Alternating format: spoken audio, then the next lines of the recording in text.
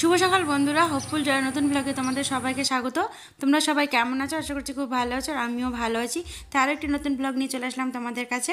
তো আজকে হচ্ছে গোপাল পূজা, আর এটা আমি অনেক দেরিতেই দিচ্ছি ভিডিওটা, আমার দেরি হয়ে গেল। এটা ছিল অগ্রহায়ণ মাসের সংক্রান্তির দিন গোপাল পূজা, প্রত্যেকেই জানি আমরা সেই দিন গোপাল পূজা হয়।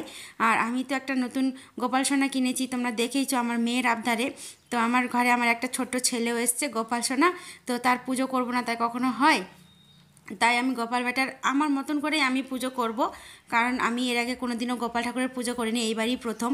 তা আমার যেভাবে মনে হচ্ছে সেইভাবেই আমি গোপালের সেবা দিচ্ছি, তোমরা কিছু মনে করো না। তো প্রথমে আমি ঘি মধু গঙ্গাজল দিয়ে গোপুকে স্নান করিয়ে দিচ্ছি সুন্দরভাবে। এখানে গামলাতে করে বসিয়ে স্নান করিয়ে তারপরে নতুন জামা পরিয়ে গোপালকে বসাবো। তো তোমরা দেখতে থাকো ভিডিওটি লাস্ট অবধি, আশা করছি ভালো লাগবে। আর কোনো কিছু যদি ভুল ত্রুটি হয়ে থাকে অবশ্যই বলবে।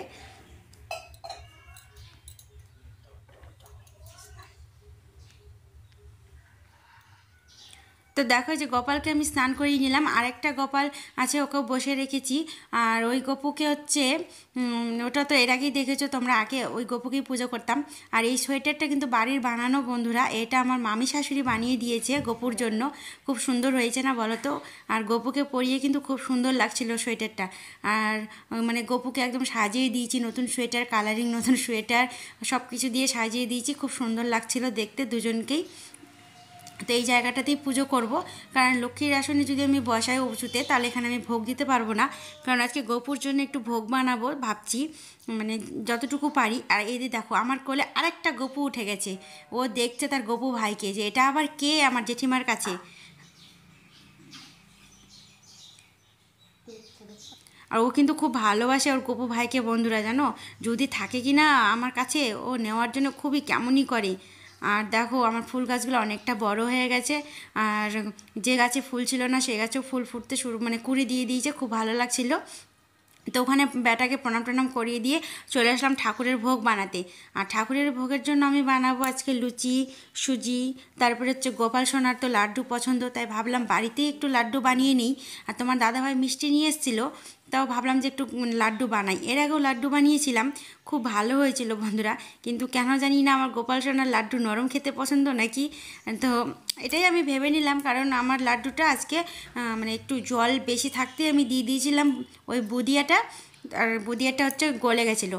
তো কিছু করার নেই, লাড্ডুটা হয়েছিল, ভালোই হয়েছিল খেতে, কিন্তু ওই যে দানা দানা যেটা থাকে লাড্ডুতে সেই দানাটা ছিল না। তো দেখো সুন্দর গোলও হচ্ছিল। তাই তোমার দাদাভাইকে আমি বলছিলাম আমার গপু পুজো আজকে এইভাবেই লাড্ডু খাবে, কারণ আমার গপু ব্যাটার তো দাঁত এখনও হয়নি। তা দেখো লাড্ডুগুলো কিন্তু সুন্দর গোল হচ্ছিল। তো এই যে এই কয়েকটা লাড্ডু হলো।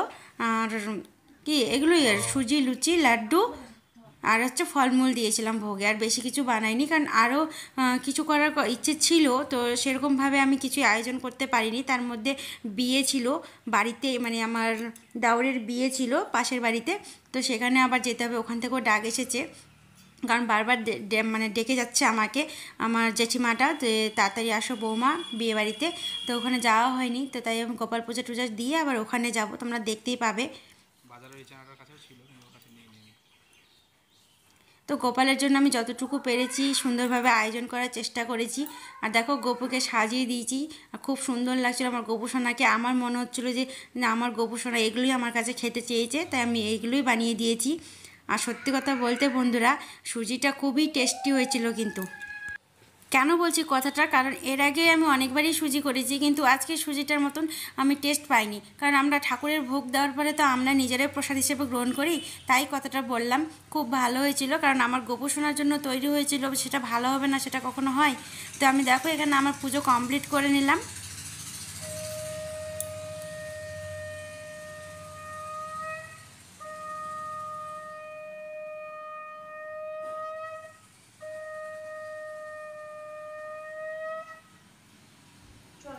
তো পুজো সেরেই বললাম না বিয়েবাড়িতে যাওয়ার কথা ছিল, তো আমি আগে বিয়েবাড়ি গেছিলাম, তারপরে এটা রাত্রে আমরা আবার বিয়েবাড়িতে চলে যাচ্ছি এখন রেডি হয়ে। আর ওই যে লাইটিং হচ্ছে ওখানেই বিয়েটা হচ্ছে, আমার হচ্ছে দাওরের বিয়ে। আর খুব ছোট করে বিয়ের অনুষ্ঠানটা হয়েছিল বন্ধুরা, তাও খুব সুন্দরভাবে আয়োজন করেছে, খুব ভালো লাগলো। তো এই যে আমাদের নতুন বৌমা, আমার যা হবে, তো আমার যাকে এখন আমি গিফট দিচ্ছি, তারপরে হচ্ছে খাওয়া দাওয়ার ওখানে যাব, কিন্তু তার আগে একটু কিছুক্ষণ নাচ গানের দিকে না গেলে হয় না, কারণ আমার মেয়ে নাচতে প্রচণ্ড পছন্দ করে। তো ওকে নিয়ে নাচের ওখানে গেলাম, আর ও একটু নেচেও নিল। তবুও তো নাচ মানে করে শখ পূরণ হয়নি, তো তবুও যতটুকু হলো একটু নাচলো, আনন্দ করলো। তারপরে ওখান থেকে খাওয়া দাওয়া করে আমরা বাড়ি আসবো। তো আমার ভিডিও তোমাদের কেমন লাগে বন্ধুরা অবশ্যই কমেন্টে বলবে, আর যদি ভালো লেগে থাকে ভিডিওটিতে একটা লাইক দিয়ে চ্যানেলটি সাবস্ক্রাইব করে আমার পাশে থেকো।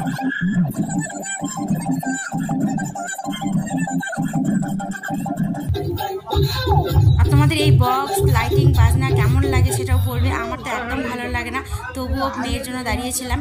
আর এখানে দেখো তোমাদের দাদাভাইরা খেতে বসে গেছে, আর আমি তো খাবো না বন্ধুরা, আজকে নিরামিষ, তার জন্য তাই আমি খাইনি। তা আজ এই পর্যন্তই বন্ধুরা, দেখা হবে আবার পরের ব্লগে। ততক্ষণ তোমরা ভালো থেকো, সুস্থ থেকো, টাটা।